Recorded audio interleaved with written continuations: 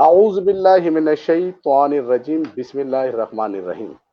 ناظرین، رب تعالیٰ کی خوبصورت عنایتوں میں سب سے خوبصورت تحفہ بصارت اور سماعت کے رکھنے والوں کو میری طرف سے السلام علیکم۔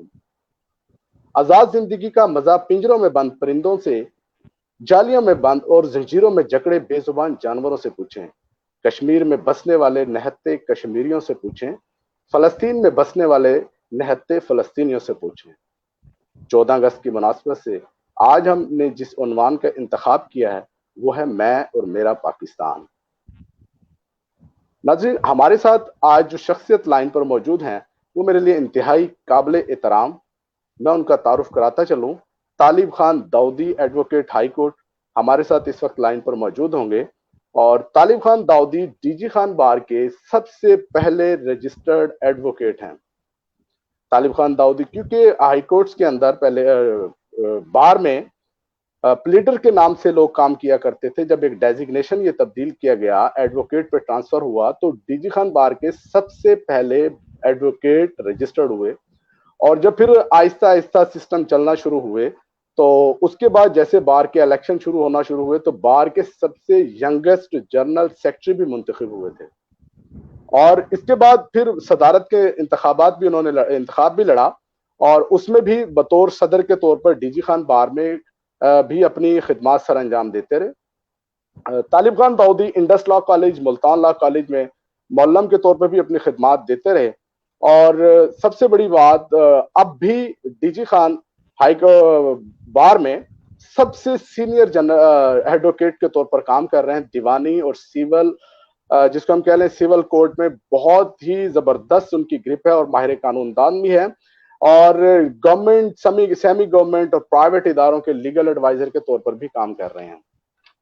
ناظرین، ہم اگر تعارف کا سلسلہ ان کا اسی طرح جاری رکھیں تو اس میں اچھا خاصا ہمارا وقت لگ سکتا ہے، تو پروگرام کا باقاعدہ آغاز یعنی سوال و جواب کے نشست شروع کرنے جاتے ہیں، اور انہیں اپنے پروگرام میں السلام علیکم طالب خان داؤدی صاحب۔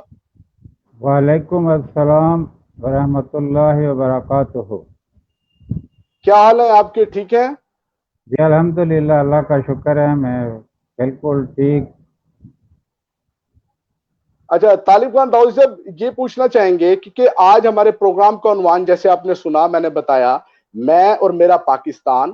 14 اگست کا دن، آزادی کا دن، آج کے دن ہمارا ملک آزاد ہوا، تو 14 اگست کے حوالے سے کچھ بتائیں گے؟ کیونکہ جب پارٹیشن کے وقت آپ وہاں سے موو کر کے آزاد پاکستان، خوبصورت پاکستان میں ہجرت کر کے آئے، تو اس بارے میں بتائیں، کیونکہ ہم نے جب سے ہوش سنبھالا ہم یہی سنتے آئے کہ 14 اگست 1947 کو پاکستان آزاد تو ہو گیا تھا، لیکن اس کی وہ داستان ہندوستان میں بسنے والے مسلمان جب خوبصورت اور آزاد پاکستان سے پاکستان کی طرف سفر شروع کیا تھا، تو وہ کس تاریخ کو اور کب کس طرح شروع کیا تھا وہ آپ لوگوں نے؟ جی، اس میں اب یہ ہے کہ میں 1942 میں کیتھل سب ڈویژن ڈسٹرکٹ کرنال میں پیدا ہوا تھا۔ تو جب یہ جی جی تقسیم ہوئی اور ہجرت کا وقت آیا تو اس وقت میری عمر تقریباً 5 سال تھی۔ ہمیں اس وقت گھروں سے نکال دیا گیا تھا۔ راستے میں بہت ہی قسم و پرسی تھی، ڈاکے پڑ رہے تھے، لوگوں کو لوٹ رہے تھے، لیکن اللہ کا فضل رہا کہ ہمارا خاندان محفوظ رہا، اور ہم ایک جگہ ایک کیمپ میں مقیم ہو گئے۔ وہاں میں نے زندگی میں سب سے پہلے ایک لاش دیکھی۔ وہ ایسے تھا کہ ایک گورکھے نے ایک مسلمان کی بہن پہ دست درازی کی تو اس مسلمان نے اس کو تھپڑ مار دیا، لیکن وہ چونکہ ان کی اس وقت حکومت گورکھے نے اسی وقت اس کو گولی ماری، تو میں نے زندگی میں سب سے پہلے لاش جو دیکھی وہ وہیں اسی کیمپ میں تھی۔ وہ اس کے سینے میں گولی لگی ہوئی تھی۔ تو بہرحال بہت ہی دردناک منظر تھا۔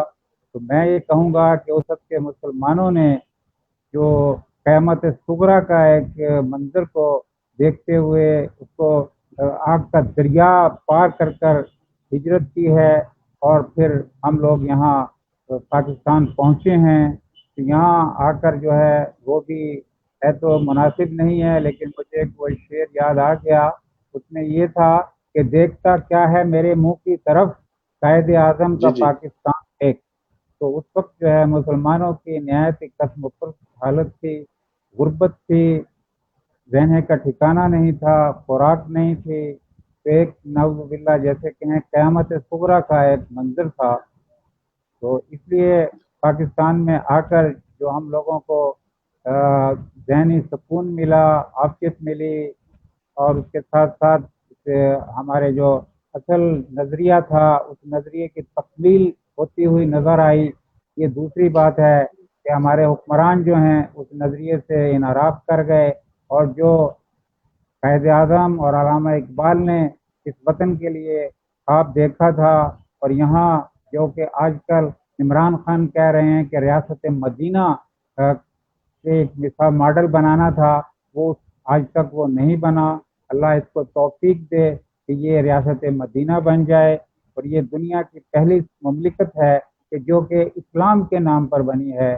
वरना उससे पहले जितनी और रियासतें थीं, उन रियासतों में कोई इस्लाम के नाम पे कोई रियासत नहीं बनी थी। तो ये पाकिस्तान जो है अल्लाह ताला की तरफ से मुमलकत खुदादाद है। अल्लाह ताला ने इसको लैलतुल क़द्र के सातों में बनाया था, और इंशाअल्लाह ये इसका क़याम जो है जी तालिब साहब, आवाज आ रही है मेरी आपको? आपकी बिल्कुल आ तरफ? रही है। जी आ रही है, आवाज़ आ रही है आपकी। मेरी आवाज़ भी आपको पहुंच रही है? हेलो हेलो हेलो, जी जी, हेलो आपको आवाज़ आ रही है? मेरी आवाज़ आ रही है आपको? हेलो हेलो, जी जी, मेरी आवाज़ हेलो आ रही है आपको? आपकी तरफ मुझे लगता है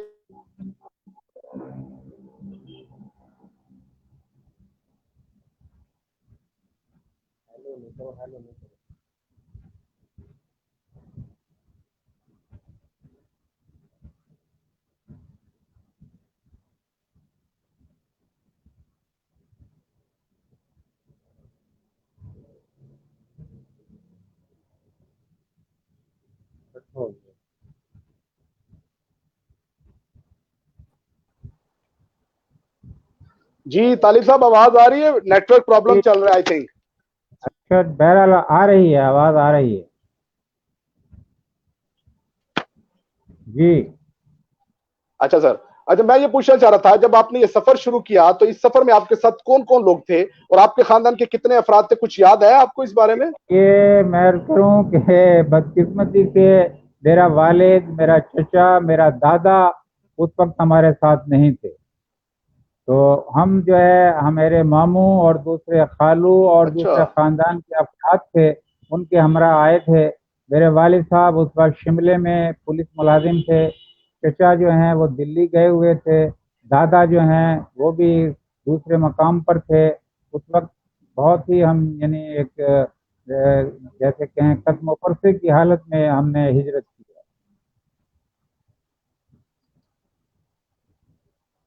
जी अच्छा, अगर आपके बुजुर्गान उधर मौजूद थे तो आपके साथ सफर में जो लोग थे, क्या आप जी जी जो रास्ते में लोग जो हम पढ़ते रहे बुक्स में हम अभी पढ़ते हैं, और जो हालात लोगों को देखने को और सुनने को मिलते हैं कि हालात बड़े खतरनाक थे और खून रेजी का ज्यादा नजर आता थी चीजें, तो बिल्कुल आप लोगों के बिल्कुल। जब बुजुर्ग आप लोगों के साथ थे तो आपने वो मंजर किस तरह अपने आप को ज़हन नशी की, और क्या आप समझते हैं कि वो कैसा मंजर था आपकी नजर में? जी वो नहायत ही दिलखराश किस्म का मंजर था। हर वक्त दुआ मांग रहे थे। और जिस वक्त हम वो एक स्पेशल क्या थी, वो एक माल गाड़ी जैसे होती है, उनके डब्बों में हमें जो है बिठा दिया गया था।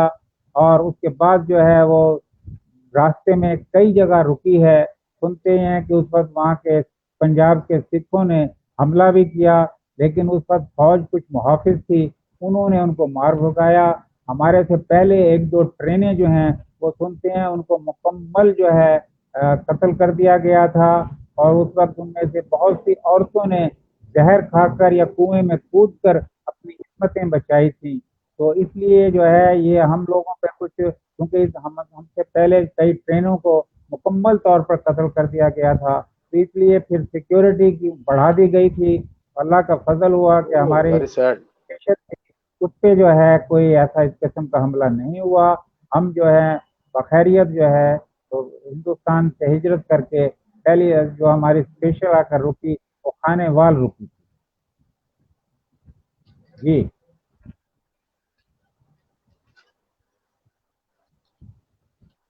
جی بدر صاحب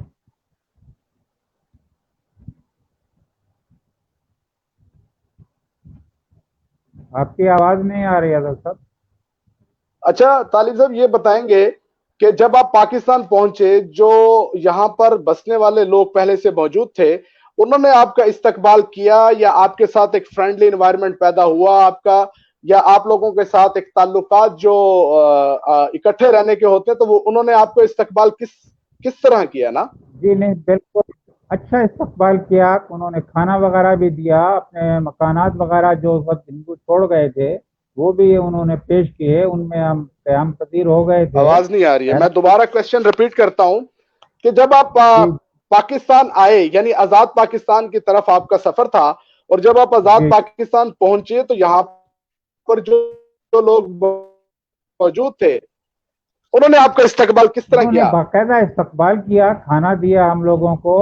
کمرے دیے جو ہندو چھوڑ گئے تھے وہاں. اس کے بعد جو ہے کوئی کپڑے بھی رضائیاں وغیرہ بھی دی انہوں نے. بہرحال استقبال کیا. کھانا بھی دیا اور اچھا اور خوشگوار ماحول تھا. اور جو رسول پاک صلی اللہ علیہ وسلم کے دور میں جیسے کہتے ہیں مواخذات تھے. اچھا جو لوگ ہندوستان میں پاکستان آواز آ رہی ہے میری؟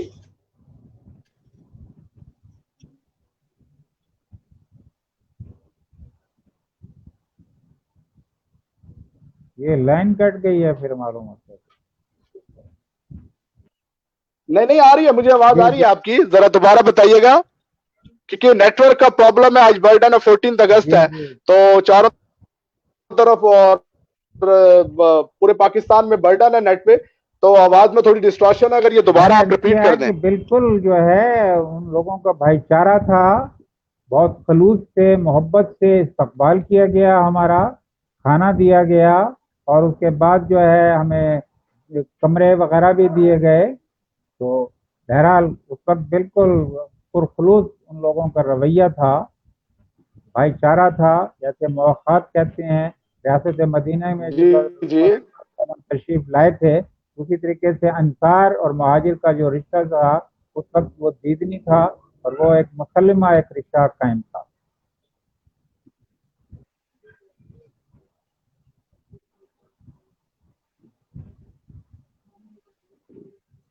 ہیلو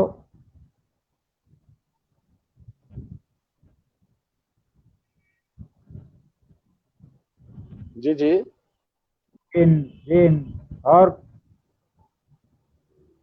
کوئی اور سوال آپ فرمائیں کیا.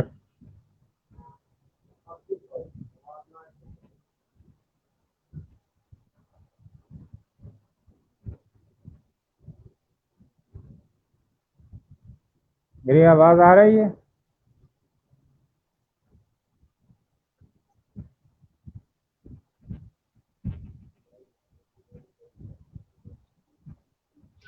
اچھا یہ بتائیں گے جو لوگ وہاں پر گورنمنٹ ملازم تھے تو پاکستان آ کر ان کو وہ ملازمتیں دوبارہ ریٹرن ہوئی وہ تو پاکستان جب وہ پہنچے تو آزاد پاکستان میں ان کو ایڈجسٹ کیا جی گیا جی مختلف اداروں بالکل میں؟ بالکل بالکل کیا گیا جی. ایڈجسٹ کیا گیا. دراصل عرض یہ ہے کہ میں آپ کو بتاتا چلوں یہ تاریخی حقیقت ہے کہ پنجاب کی تقسیم ہوئی تھی. تو باقی آواز جو نہیں آ رہی ہے ہمارے میری آپ کو؟ جی ہاں جی آ رہی ہے کہ صرف پنجاب کی تقسیم ہوئی تھی تو اس لیے ہلو پنجاب کے جو لوگ تھے وہ جو ہجرت کر کر آئے ہیں کوشچن میرا ان سمجھ کو. آ گیا ہے طالب داؤدی صاحب آپ کو؟ جی جی آ گیا بالکل جناب. تو وہی میں عرض کر رہا ہوں کہ تقسیم صرف پنجاب کی ہوئی تھی. پنجاب حکومت کے جو لوگ جس عہدے پر وہاں ملازم تھے وہی عہدہ ان کو یہاں دیا گیا.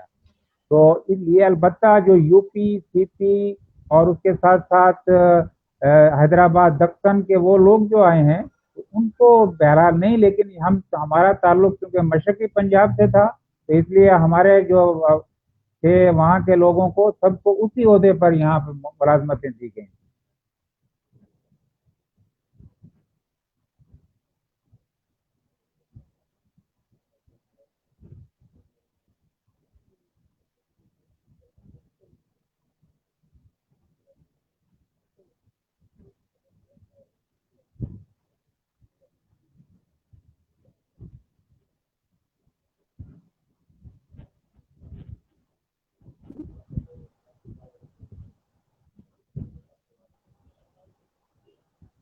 اچھا طالب دودی صاحب، آواز میں دوبارہ ڈسٹورشن آ رہی ہے. مجھے یہ کوشچن اور لوگوں کو جو ہمارے ساتھ لائن پر موجود ہوں گے جی جی اگر